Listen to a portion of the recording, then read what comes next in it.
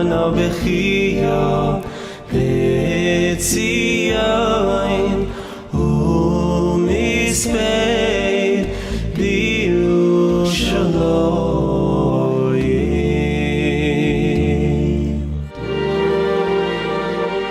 Hi everybody, this is Rabbi David Fohrman and you are watching Aleph Beta. Tisha B'Av is upon us. What are we supposed to do on this day? What do we do on the day? We read a book called Lamentations. We sing laments. It seems pretty clear what we're supposed to do. We're supposed to mourn. We're supposed to cry. But I have a question for you. Is that enough?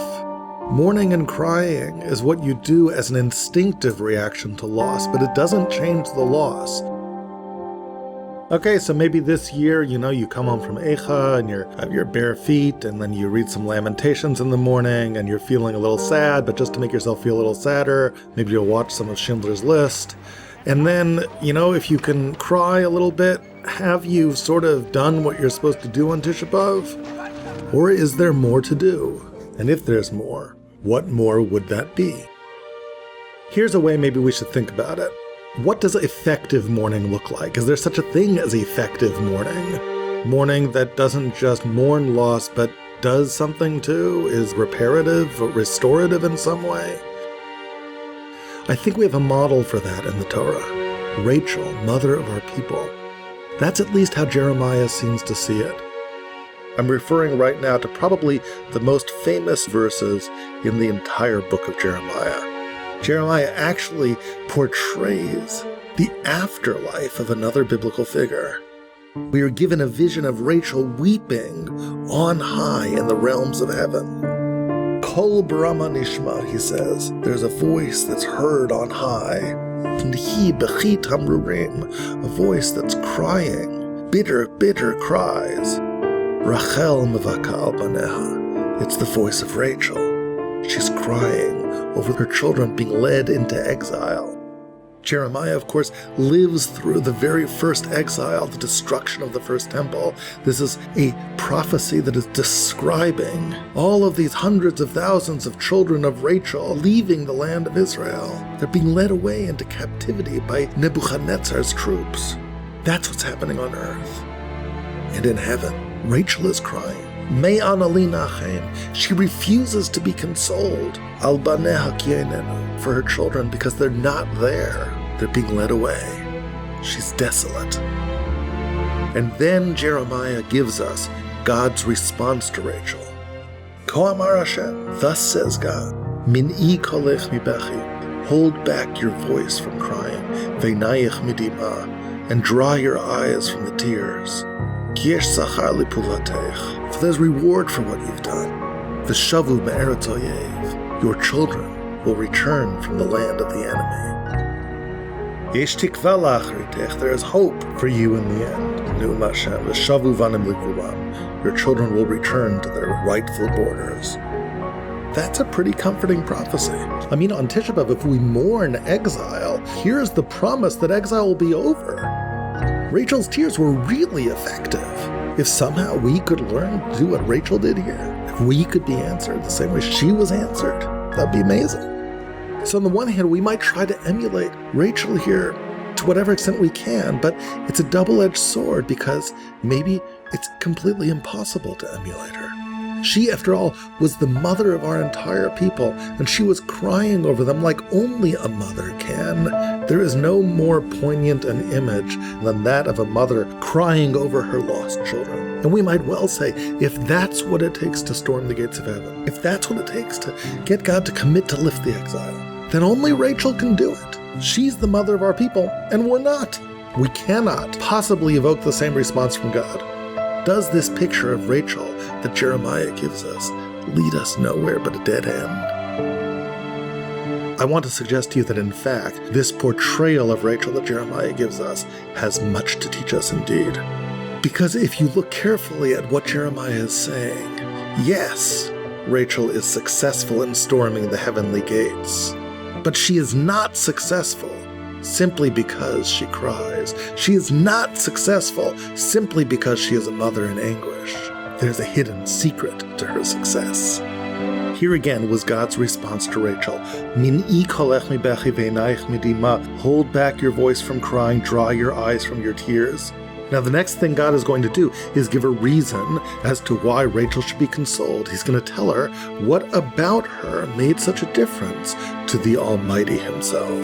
Well, we might say, well, because I've listened to your voice, I've seen your tears. I have compassion for your plight. But interestingly, that's not what God says.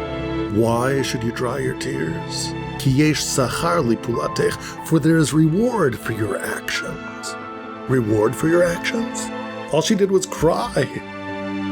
You get listened to if you cry, maybe. You get compassion if you cry. You don't get rewarded if you cry, do you? I mean, even if that's what Jeremiah was trying to say, that wouldn't even be the way to say it. Jeremiah should have said, Ki yesh sachar lidim'atech. There's reward for your tears.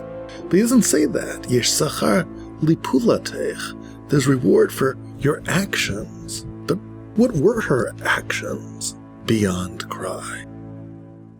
Jeremiah is doing something remarkable here. Yes, God listens to Rachel, but no, not out of compassion. Not because he felt this great sense of mercy because there was a mother who cried. There was another reason. He listened to her because she deserved to be listened to.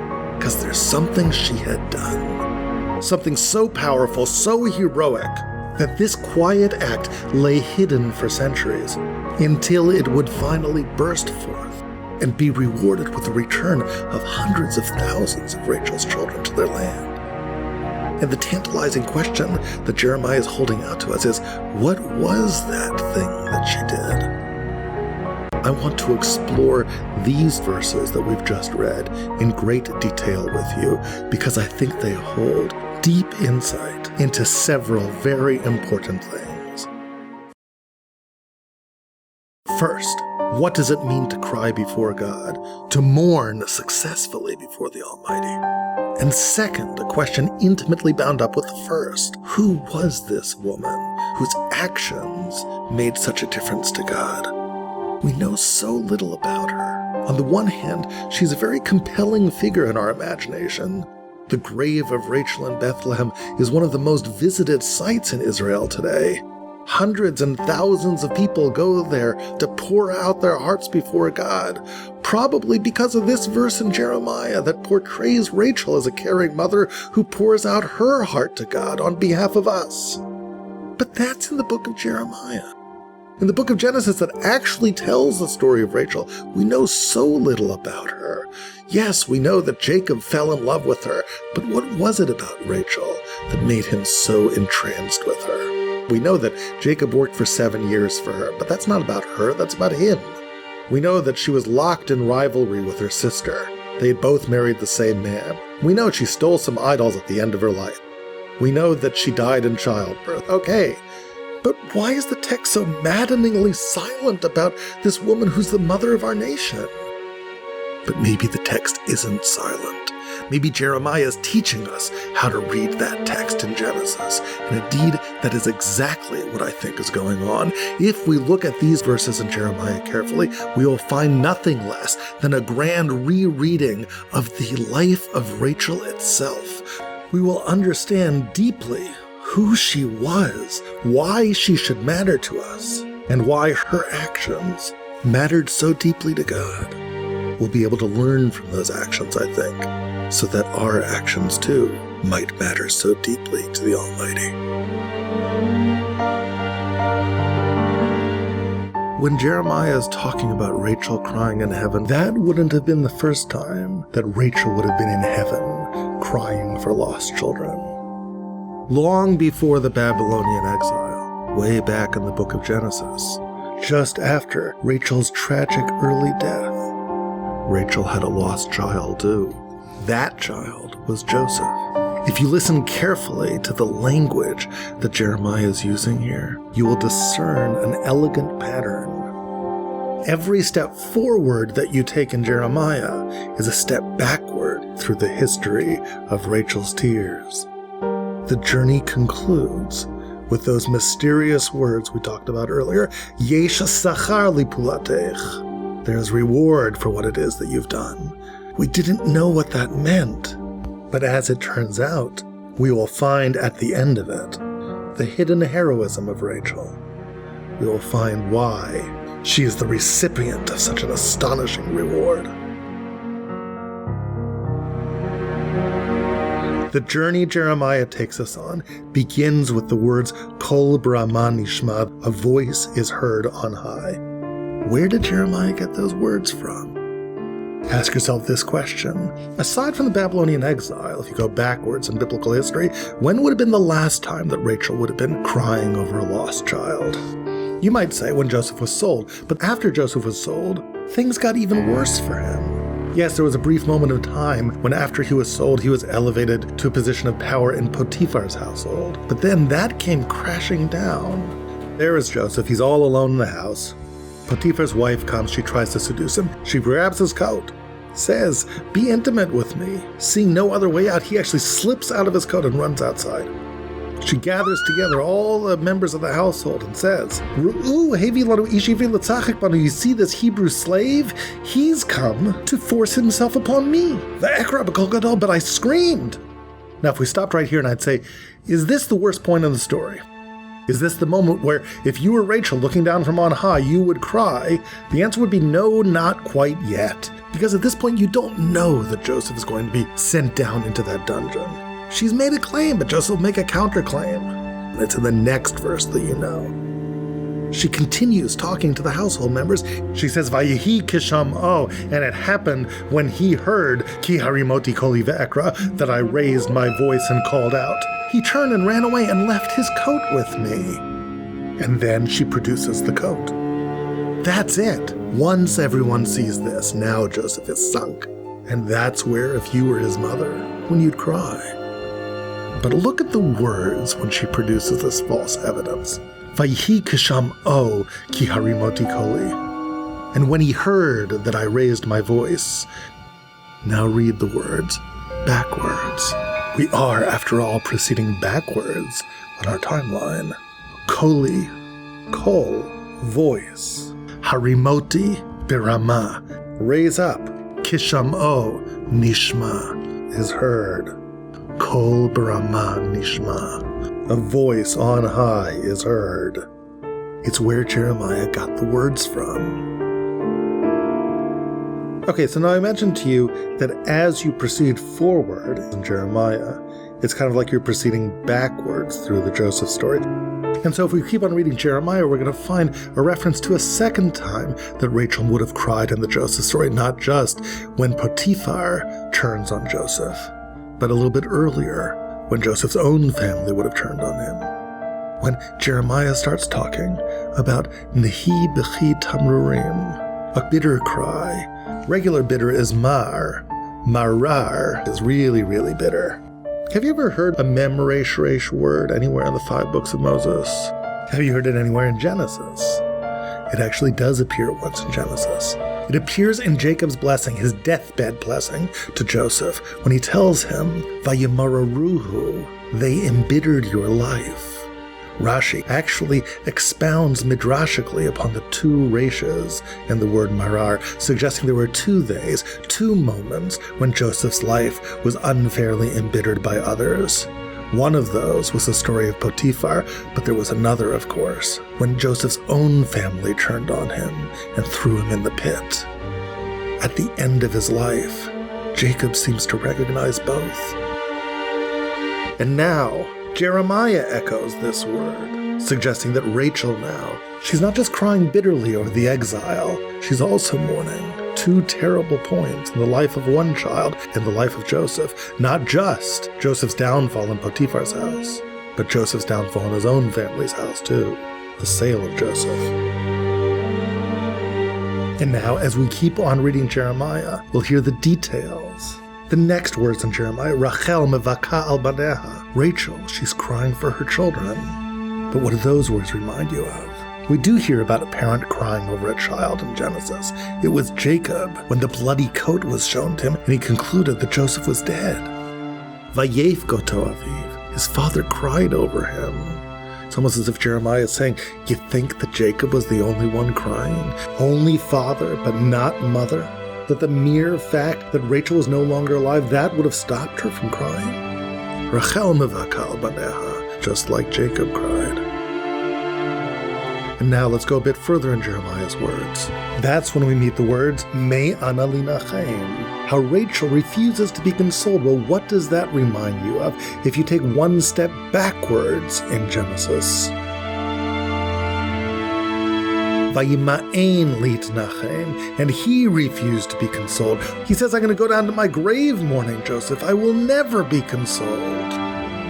And so here comes Jeremiah, and in effect, what is he telling you? He's saying, yes, Rachel, she was mourning for the Babylonian captives, but she was also mourning over a kidnapped child. She will not be consoled. It's just one more step along the backwards journey. And now take one more step forward in Jeremiah's words, and one more step backwards through Genesis. Why won't Rachel be consoled? Jeremiah tells us, Al baneha ki einenu, she won't be consoled over her children because they are gone.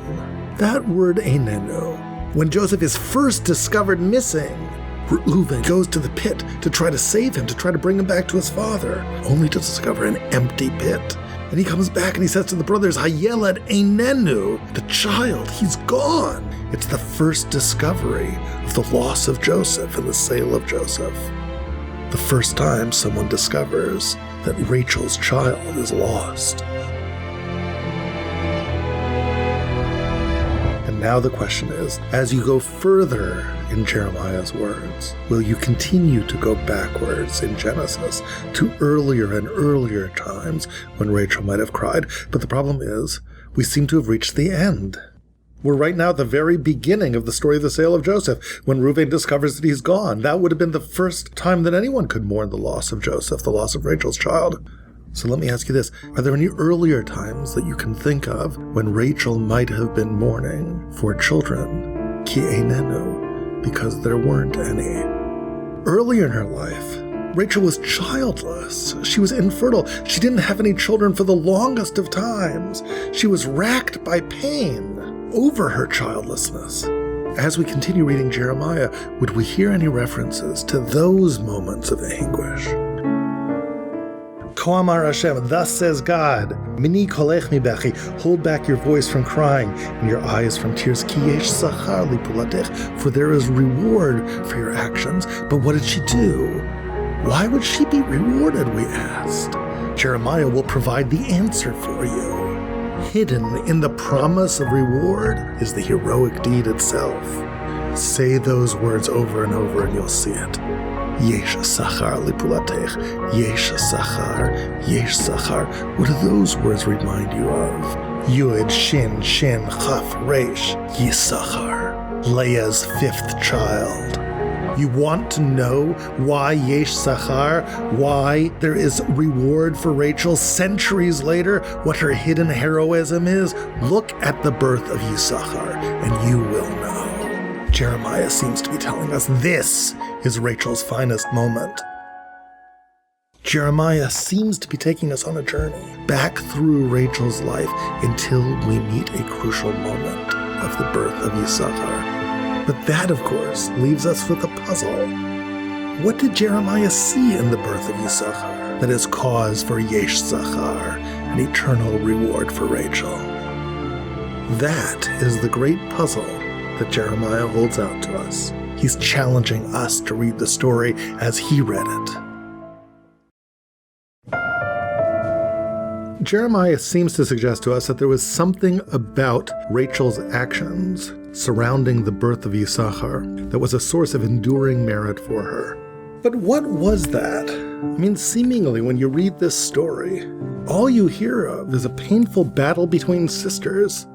The battle seems to get played out in the names that these children get. It seems like the least inspiring, the least possible heroic story, a story of jealousy, of conflict. But it may be that Jeremiah is leading us to a closer look at that story. So let's try to go through that story carefully and see if we can see what he did. Rachel has had a difficult life. She thought that she was destined to marry Yaakov. He had worked for 7 long years for her, only to be deceived on the night of the wedding by the treachery of Lavan, Rachel's father. Lavan switches Leah for Rachel under the chuppah. And Yaakov ends up marrying Rachel's sister instead of her. And that's the first misfortune that Rachel suffers, but it doesn't stop there. She then watches as her sister gives birth to child upon child, while she simply stands by. She can't conceive, apparently. She's childless. And after Leah gives birth first to Reuven, then to Shimon, and then Levi, and then Yehuda, that brings us to chapter 30, verse 1. Vatera Rachel ki lo yoda liYaakov, and Rachel saw that she had not given birth to a child to Jacob. Vatkane Rachel b'achota, and Rachel became jealous of her sister. Vatomer al Yaakov, and she says to Yaakov, Havali banim, give me children, v'im ayin, and if not, meta anochi, I'm as good as dead. Now, parenthetically, I just want to stop right here and address a problem that I think many of us have reading this story. The picture that we're getting of Rachel here, it's a very unfamiliar picture. Vatakane Rachel b'achota, Rachel was jealous of her sister and was desperate for children. But the picture that most of us have of Rachel is a more sanguine picture than that. And I think it's based upon a medrash that many of us have learned when we're young. It's the famous story of the Simanim. The story goes like this. Way back on the night when Rachel and Leah were first switched under the chuppah, Rachel had in advance of that anticipated that some sort of deception like that might happen. And the Medrash goes so far as to say that she made her fiancé, Yaakov, aware of that possibility. She says, my father's going to deceive you. In order to avoid that possibility, let me give you signs so that when I'm there under the chuppah, or if as the case may be, Leah is there under the chuppah, you'll know, because you'll ask yourself, does the woman who is standing behind that veil, does she have the signs? And Father won't be able to deceive us. And Yaakov thought it was a great idea. But at the very last minute, Rachel thought better of the plan. As in fact, Lavan treacherously puts Leah under the chuppah instead of her. She says to herself, I can't go through with it. Look at the shame, look at the embarrassment my sister would feel. And she gives her sister the Simanim. And Leah makes it through the night without the public humiliation of being found out in front of everyone. So that's the story that the sages tell. Now, a number of maddeningly perplexing questions assault you when you begin to think about this story. Yes, it makes us feel all warm and fuzzy towards Rachel. But doesn't that little lesson fall a little bit short? Because once you read a few more verses in the Bible, you get to this very clear statement, Vatkane Rachel b'achota, Rachel was jealous of her sister. And that out of this great sense of desperation, she comes to Yaakov and says, I'm going to be dead if I don't have children. And it's jealousy that's fueling it. The text says it's jealousy. So here's wonderful, non-jealous Rachel becoming really, really jealous like 3 verses later. This story of the Simanim, of the signs, is a very challenging medrash to understand. And before our time is done here, we will seek to understand it. But now is not yet that time. Now let's go back to the simple meaning of the text. Let's just understand what the Torah is telling us here. We were up to that moment that Rachel was jealous of her sister, and she comes begging her husband for children. What was his response? Vayomer hatachat Elokim anochi asher mana mimech pribaten. He said, am I in place of God who held you back from having children? I'm not the one who kept you childless. I'm the wrong address for your complaints. God's responsible for that. Why don't you take the matter up with him? Rachel says, fine. Hine amati Bilha. Let me give you then my maidservant Bilha. Try to have a child with her. At least it'll be surrogate motherhood. Maybe that can work. Bilha conceives and has a child. Rachel names this child. Danani Elokim v'gam shama b'koli. God has judged me and has listened to my voice. Vayiten li ben, and has given me a child. There seems to be a subtle tension within the name itself, between justice on the one hand and compassion on the other.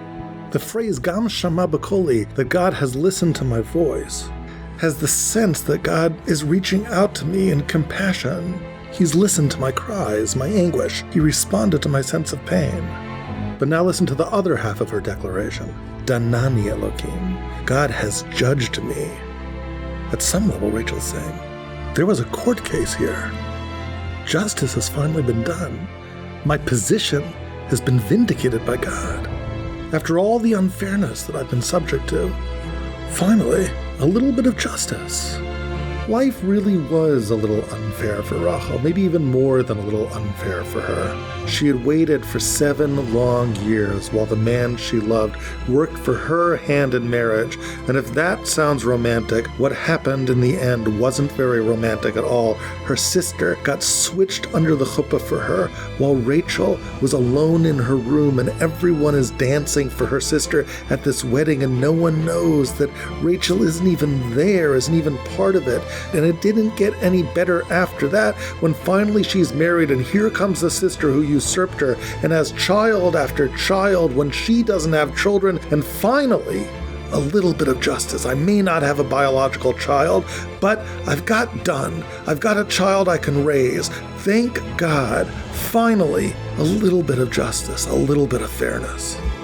But it's really even a little bit more than this, isn't it? If this child is named Dun, God has judged me. If there was really a court case here, a court case involves 2 parties. Who was the other party? The one she was struggling with? It would have to be her sister. Remember, how did all this begin? The text tells us, Vatakanei Rachel b'achoda. Rachel was jealous of her sister. Her sister was living the life with Yaakov that she was supposed to live, having child after child, while Rachel remained bereft. It just doesn't seem fair. But now it's begun to get set right. Here finally is a child for me. Danani Elokim. God has judged me, mixed with Kam Shema B'Koli, and he's listened to my pain.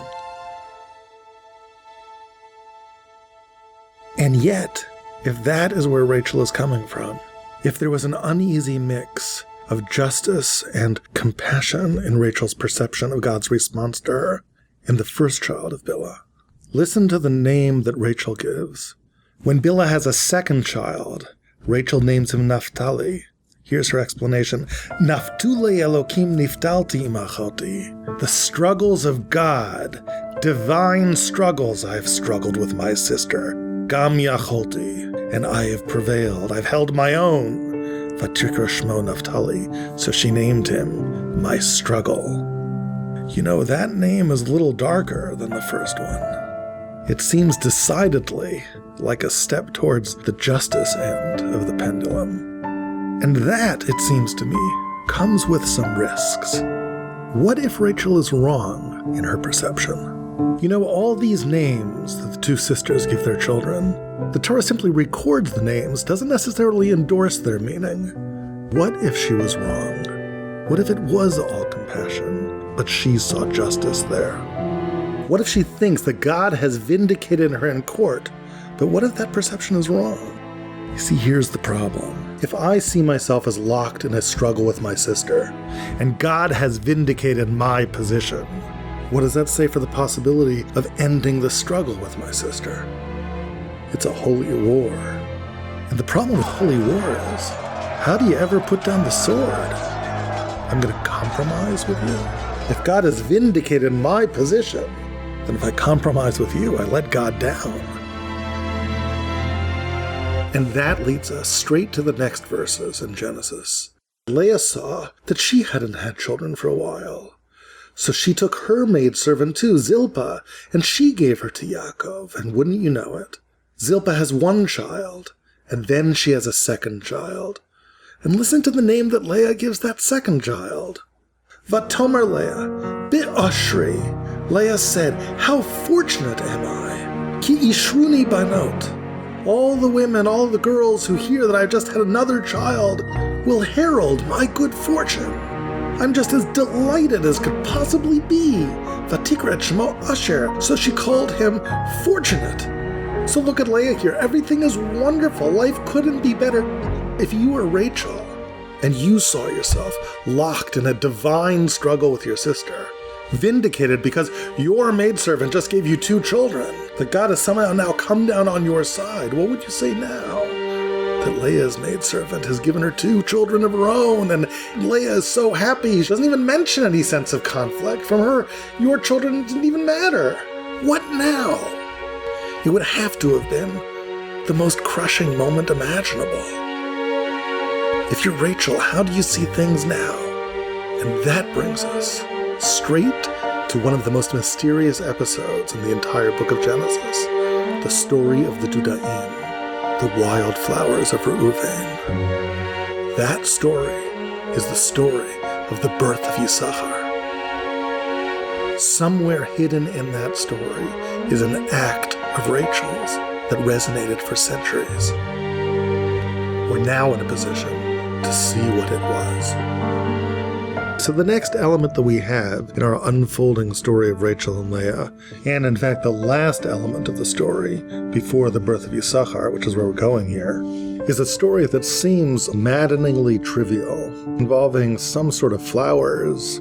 Turns out that Reuven, Leah's child, he's been hanging around in the fields, he finds some flowers, these dudaim, brings them back to his mother. So it seems that these dudaim are somehow very, very precious. Both Leah and Rachel want them very much, and eventually they work out some sort of bargain. Rachel gets the dudaim, and then Leah gets a night with Yaakov that she otherwise wouldn't have. Just this very strange story. Why is it even here? What would the Torah even want us to learn from this story? Okay, it was a day in the life of Leah and Rachel. Big deal. I need to know what Leah ate for breakfast one day, whether it was Cocoa Puffs or Cheerios. Why do I have the story here? But the truth is, it's not just a trivial story. It's actually a little bit upsetting. For example, look what Leah says after this little trade for these wildflowers she's got in a night with Yaakov. Vayavo Yaakov min hasadeh be'erev. Yaakov's coming back from the fields in the evening. Vatetzet Leah likrato. And Leah goes out to greet him. Vatomer Elai tavo. You're going to be with me tonight. Ki sachor secharticha b'dudai bni. Because I've rented you tonight in exchange for these wildflowers. Isn't that incredibly gauche? How do you talk so cavalierly about the business arrangements of intimacy? I've rented you. And Rachel's not much better. She's the one who came up with this grand idea. It's just a very uncomfortable story, wouldn't you say? What's going on here? Now, you might say, well, there's these dudaim, but what kind of wildflower were they? What was their significance? Maybe if we could decipher that, we'd understand the story. And in fact, there's all sorts of debates about what the dudaim were. Were these flowers so prized because maybe they were aphrodisiacs, or maybe they were fertility-granting flowers? So it's this very strange story. Doesn't seem to be a lot of consensus about it. What do we make of it? So I want to suggest something that may sound a little bit radical here. That what the dudaim were actually is a red herring. You will not decipher the mystery of the story of the dudaim by figuring out exactly which wildflower it was, and then theorizing about its supposed significance to these women. And the reason I say this is because the Torah doesn't tell you what the dudaim were. More than that, the Torah knows you don't know what the dudaim were. The word dudaim is a unique word in Scripture. It appears exactly once, right here. So let's just add up the evidence over here. If the Torah doesn't explain to you exactly what dudaim are, and the Torah gives you no way of figuring out exactly what the dudaim were, other than your own speculation, then what does that really mean the Torah is telling you? That it doesn't matter what the dudaim were. For all you know, they were worthless wildflowers. Rashi says, the Torah specifies that Reuven went out b'ksir chitim at the beginning of the wheat harvest, and Rashi says, this shows you how righteous this little boy Reuven was. He could have picked wheat, except that the wheat belonged to the owners of the field, and Reuven didn't want to take things that people cared about. That would be stealing. So instead, he took some weeds, some dandelions, these worthless wildflowers that were hefker, that were basically ownerless. That's what he brought to his mother. That, by the way, is exactly how Rashi understands what the dudaim were. Weeds. Nobody cared about them. Okay, so let's say we buy that interpretation. If we do, if we accept that the dudaim really didn't matter for their intrinsic value, so now the question is, how come Rachel and Leah seem to be so keenly interested in them? And the answer must be, the significance of the dudaim doesn't lie in their own inherent value and what they were. It lies in who brought them and why. Who did bring the dudaim? It was Reuven, and he brought them from the fields to his mother. The text goes out of its way to emphasize that fact. Vayaveotam el Leah imo. He didn't just bring them to Leah, he brought them to Leah, his mother. Seemingly needlessly repeating that point, because if you've been paying attention, you know that Reuven is the child of Leah. But no. He didn't just bring them to Leah, he brought them to Leah, his mother. That's the point that really matters. Who was Reuben, and why would these wildflowers have mattered so much to Leah?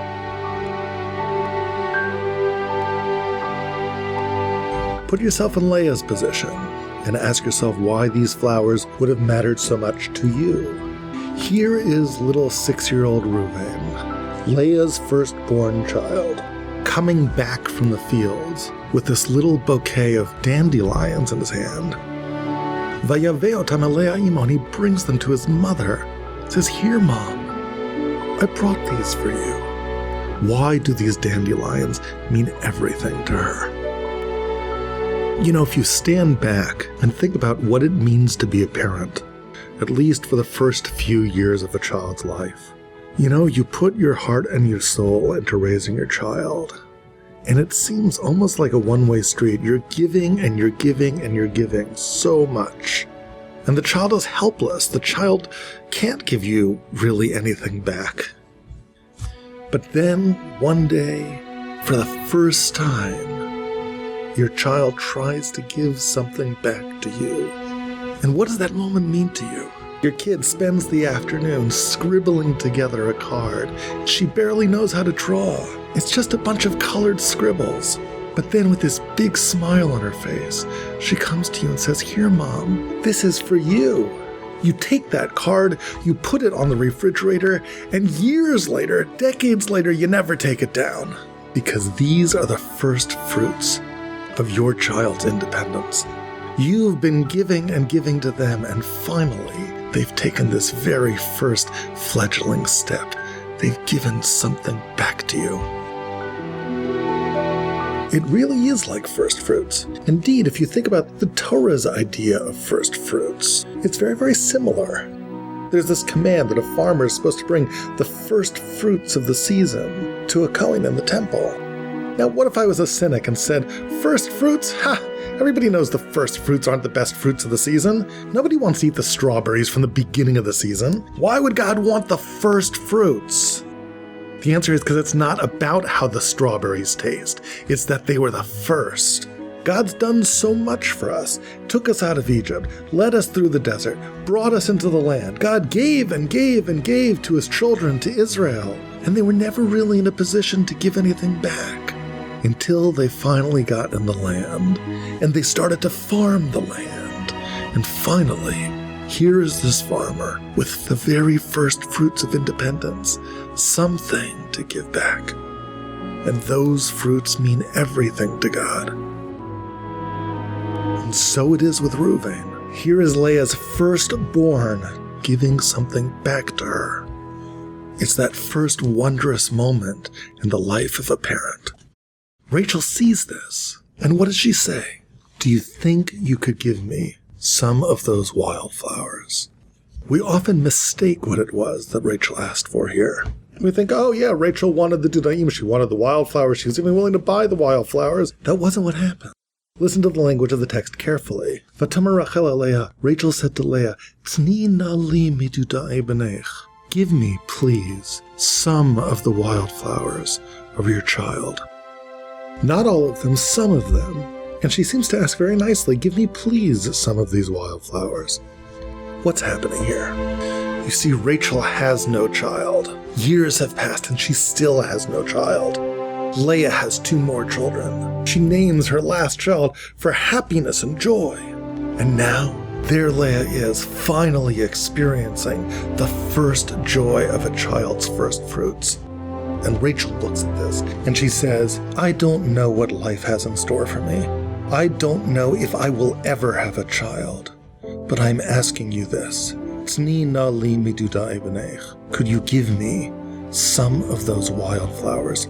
If you could share some of those with me, if I could take some of those dandelions and put them in a vase above my window too, if I could share some of your joy in motherhood, then maybe it would be enough for me. If I don't have a child, I don't want to have to look at your children with resentment when your child reaches milestone after milestone, his first softball game, his bar mitzvah, his wedding, I don't want to have to turn away, seething in anger. I don't want to be that kind of person. I want to be able to share in your joy. I'm willing to do that. Can you let me in? It was a kind of peace offering from Rachel. But if that's what Rachel is asking for, look at the response that Leah gives to her. Vatomer la, and Leah said to her, Hama'at kachtechet ishi, was it not enough that you took my husband from me, v'lakachat gam et dudae b'ni, that you also now want to take the dandelions of my son? Now, if you were Rachel and you heard that at this moment from your sister, how would you react? I mean, I don't know about you, but if I were Rachel, you just want to scratch your sister's eyes out. I'm the one who took your husband? Are you for real? Weren't you the one who took my husband? I was the one who was supposed to marry him for 7 years, and then you stepped in. And because you got it all backwards in your mind, you can't share these dandelions? Who needs you? But that's not what Rachel said to her. Vatomer Rachel, and Rachel said to her, Lachain, if that's the way it is, Yishkav imach halayla, let him be with you tonight. Lachain, therefore, it's like, oh my goodness, that's actually how you see it, that I was the one who took your husband. And in that moment, Rachel begins to see a whole other way of seeing what happened, the history of this family. Here's how things looked from Leah's point of view. And right now, I'm actually giving you the perspective of Chizkuni and Sforno. How much choice did I really have? Let's go back to the night of the switch. Father suddenly convened this party, invited everybody, and then he points at me and says, put on a white dress. You're up. What am I supposed to do? I don't get to say no in that situation. It was terrible that happened, but it wasn't my choice. But you know, after that happened, for good or for ill, I was his wife. So how come after that, you agreed to marry him too? Look at the consequences of that. I'm hated, you're loved. Couldn't you have left it well enough alone? I didn't have a choice, you had a choice. It's not enough for you that you take my husband, you need the dandelions too? And Rachel, her greatness is that at that moment, she hears that and allows herself to understand. Allows herself to understand a whole different way of seeing this. You know, there was a time that Rachel saw herself as locked in struggle and God himself coming down and saying, your position is the correct one. But now she says, there is another way of seeing it. There's my sister's way of seeing it. And if my way is valid, then so is hers. All this time that I've seen it as so unfair that I haven't had these children. You've seen it as so unfair that you haven't had the love and companionship of your husband. And you think I've taken that from you. How could I ask you if you would share in the joy of your child with me without me sharing something with you? So let him be with you tonight. Let me give you a gift of companionship with him, that which you crave. And so it was. Rachel was given some of the dandelions, and Leah was given a night with Jacob. And that night, Leah conceives Yisachar. Yesh sachar lipulatech, in the words of Jeremiah. There is reward for what you've done, for your act, Rachel. The reward does not come immediately. In the short term, Rachel remains childless. Leah has yet another child, this child, Yisachar. He will go to a woman that you, Rachel, saw as a rival. He will go to Leah. But as for you, one day you will have children, hundreds of thousands, and you will see those children too in the domain of a rival. Not just a rival, but an enemy, but you will get those children back, because Yesh Sachar, your children will come home. We understand a great deal now, but there is one thing that we still do not understand. The strange story that the rabbis of the Medrash tell about these simanim, these signs, that Rachel supposedly gave Leah on the night she was switched, the night of her wedding. Earlier, we were puzzled by what the sages were trying to say in that story. It didn't seem to fit with what the text of the Torah itself says.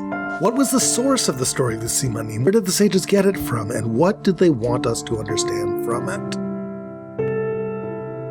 Now, having seen something of the meaning behind Jeremiah's remarkable words, we're in a position, I think, to unlock the secret of the Simanim story. How do we understand the sages' story of the Simanim? That's the final question I want to tackle with you. As we mentioned earlier, the story of the night that Lavan switched Rachel for Leah under the chuppah doesn't seem to contain any sort of clue to signs that Rachel exchanged with Leah. It seems to just come out of nowhere, and it seems to contradict what happens later. I mean, Rachel doesn't seem to be this person who happily gives Leah signs so that she can marry the man of her dreams. It just doesn't seem like it when you read the text. Where would the sages come from in saying otherwise? Are they just trying to whitewash Rachel? And what about everything we've seen in Jeremiah? Did the sages see that too? How come they tell us such a different story in their story of the Simanim? I want to suggest to you that the story of the Simanim is consistent with the view we've taken of the Rachel story given to us by Jeremiah. Not only is it consistent with Jeremiah's vision of Rachel, but I'd like to suggest to you Jeremiah's vision of the Rachel story was the source that the sages had for their story about the Simanim. Yes, as crazy as that sounds, the evidence actually seems to suggest that that's true, because if you look at the story of the Simanim, it actually appears three major places within rabbinic literature. It appears in Masechet Bava Batra in the Talmud, it appears in Masechet Megillah, and it also appears in the introduction to Eicha Rabbah in the Medrash. The introduction to Eicha Rabbah seems to be the most expansive version of the story. But in Eicha Rabbah, guess what?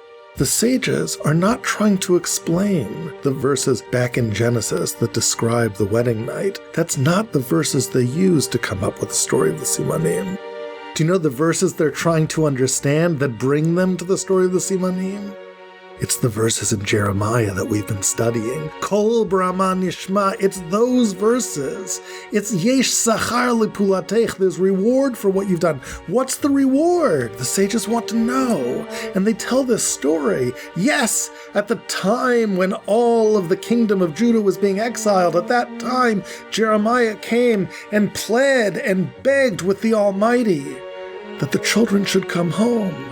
But God said no, and Jeremiah went to each one of the forefathers and said, stand up and beg for your children. And God said no to all of them, including Moses himself, until Rachel stood up to make her case. It was to Rachel that God said, I will listen to you, because yesh sachar lipulatech, there's reward for what you've done. And the sages say, why? Why should Rachel be rewarded? And then they tell us the story of the Simanim. Her great kindness to her sister, this kindness that seems to materialize out of thin air like we talked about before. She makes the case to the Almighty. She says, you know well that my husband loved me most, that he worked for 7 long years for my hand in marriage, and that when I found out that my father was going to switch Leah under the chuppah, I knew about it beforehand. I knew about it, and I could have foiled it with these signs. It was so hard for me, the sages say, but at the last minute, I gave her those signs so that she wouldn't be publicly humiliated. And that's why Rachel's to be rewarded so many years later, according to the sages. So that's the Medrash. And it's remarkable.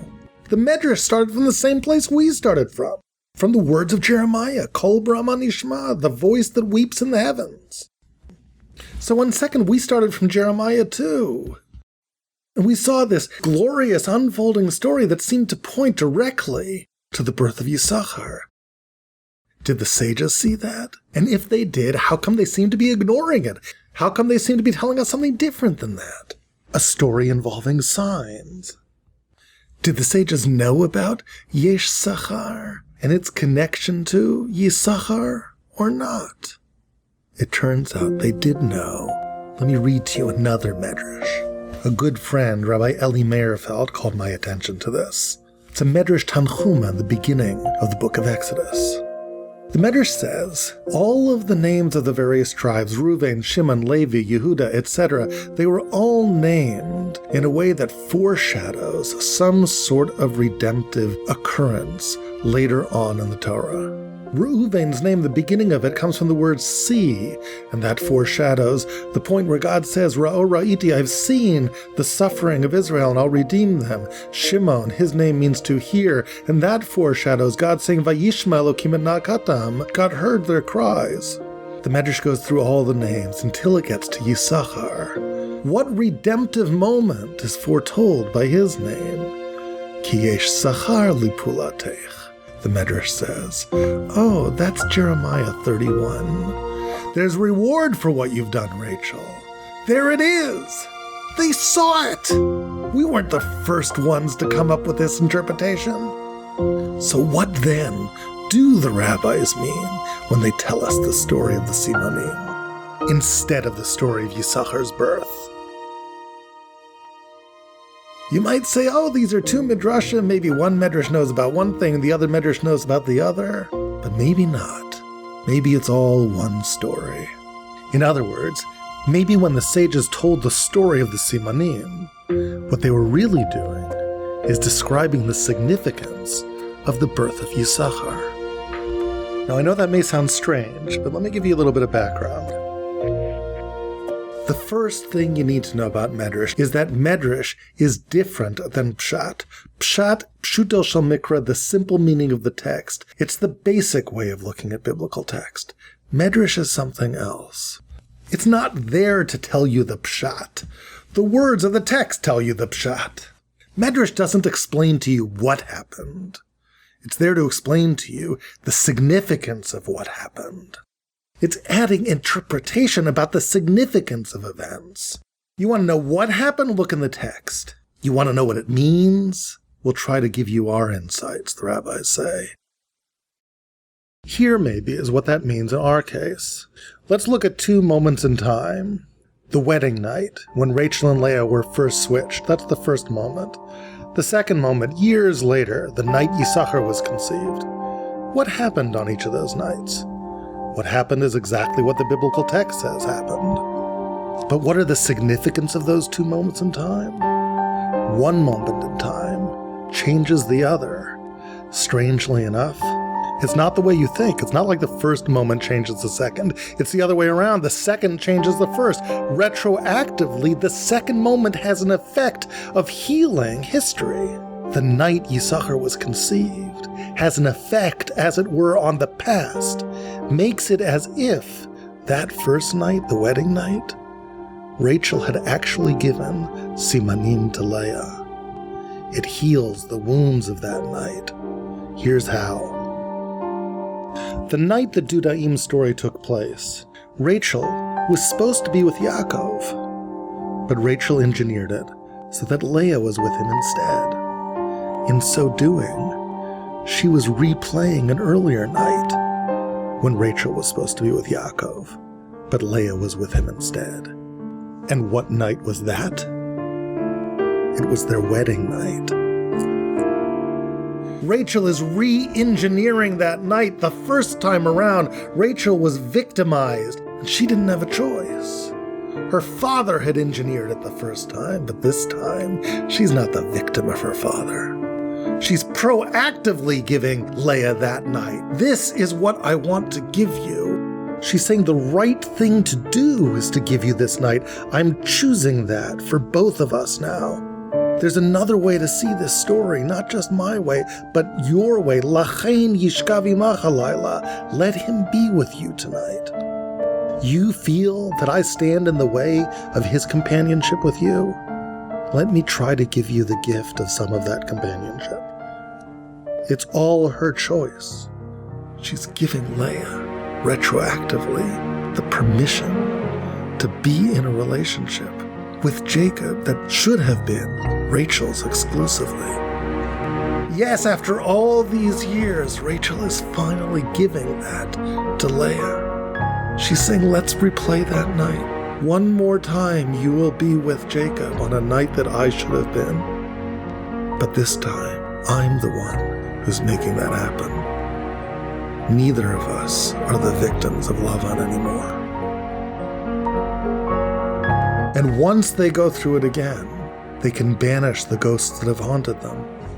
Once Rachel can give this night to Leah, she's not haunted by the jealousy born of that original poisonous night anymore. She's healed that. She's given Leah permission to be in this relationship. And that is what the sages mean when they talk about the story of the Simanim. The sages are explaining to you how a later act changed an earlier disaster. They're talking to you about the night of the Dudaim, these wildflowers. And they're saying that the choices Rachel made that night had the effect of erasing her victimhood on the night she was married. What would it look like to erase her victimhood that night? Lavan scheming, setting up Leah to take over her place. Rachel all alone in her room. How would it be that she wouldn't be victimized? Well, if Rachel had signs that she could have used to foil her father's plot and didn't use them, she would have made the choice to let this happen. That's the effect of the choices she makes later on in history. It's as if she's creating those choices in the past. It's as if she gave signs to her sister. Everything we've talked about, the sages said in one simple but beautiful metaphorical story. She gave signs to her sister. She redid the past and released herself and her sister from the hold that that past had on her. And indeed, it wasn't just her, it was her sister too. Remember how we asked before, how Leah's actions seem so strange. After she gets this night, she dances out to her husband, meets him in the fields, and says, Elai Tavo, you're coming to me tonight. What is she saying? Sachor sacharticha b'tudai, I've rented you for the night. There's a transaction. You know what she's saying? We're going to replay that night now too. From my perspective, we're going to replay it. From my perspective, what did that poisonous light look like? You know why it haunted me so? It haunted me for two reasons. First, you, Yaakov, on that night, you didn't know who I was. I was veiled, and you think I deceived you. And because of that, you harbored resentment against me for all these years. And there was a second reason you resented me. There was a transaction you think I got in the middle of. You'd worked for my father for 7 years for Rachel, and unintentionally I was made to get in the way of that transaction. And because of that, there's been all this resentment. It's got in the way of you feeling like a companion for me. But you know what? We're going to replay that night. Way back on that original night, you had said to my father, Havai ishti va'avor Leah, give me my wife so that I can be with her. But you didn't get the woman you were expecting that night. Well, now, years later in our replay of that night, you will get the woman you were expecting, me. And now I'm going to use those same words. Come, be with me. Way back when you first bargained for my sister Rachel, Father had said to you, Ma maskurtech, what's your price for her? And you had said 7 years, and now I say to you, Sachor sacharticha, I have paid the price for you tonight. There's a new barter, a barter that I made with Rachel. And guess what? There's no deception this time, no veil. You see me? I'm Leah. We're replaying the whole thing.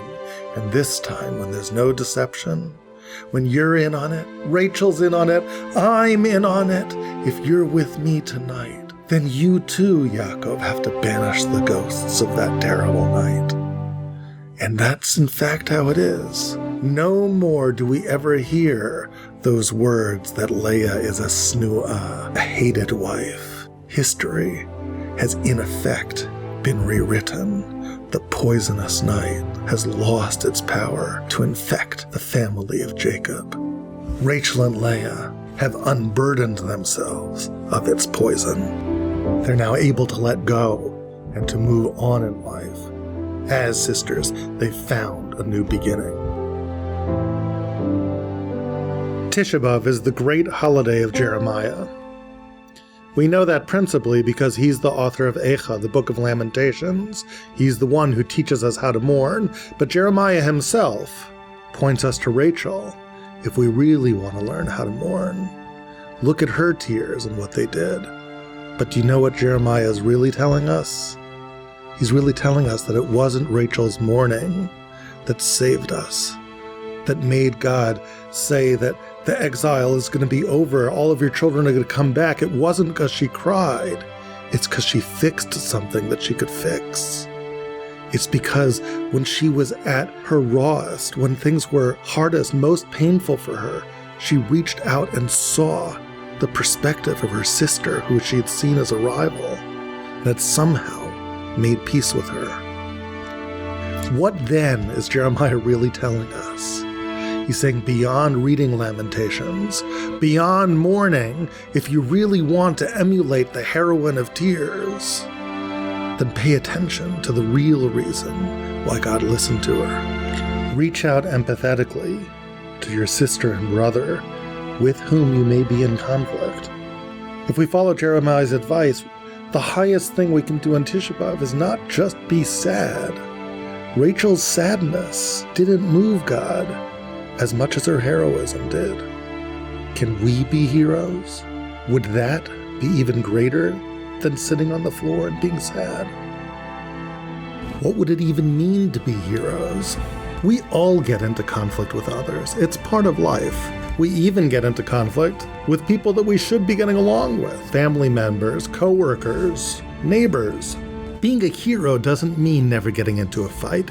It means having the strength to get out of one once you're in it. And the key to that is to do what Rachel did. At your greatest moment of pain, can you step back and ask yourself, what does this situation look like from my opponent's point of view? Do I really have the only perspective here? What does it look like from his point of view, her point of view? That kind of curiosity is heroism. It's the way out of vicious conflict. If we can emulate her heroism, feel their pain too, and respond, then maybe, like Rachel, God will be unable to deny us our deepest wishes, just like her. Thanks for watching. Do you want to experience more Tisha B'Av videos like this one? There's a lot more over at alephbeta.org. In fact, creating life-changing, eye-opening, and beautifully animated Torah videos is what Aleph Beta is all about. Our library is full of hundreds of them, each a deep dive into a Torah text to reveal incredible patterns and truly inspiring divine wisdom. So don't spend the fast counting down the minutes. Come to alephbeta.org and spend the day with us. Adonai b'chiyah b'tzion u'mispeh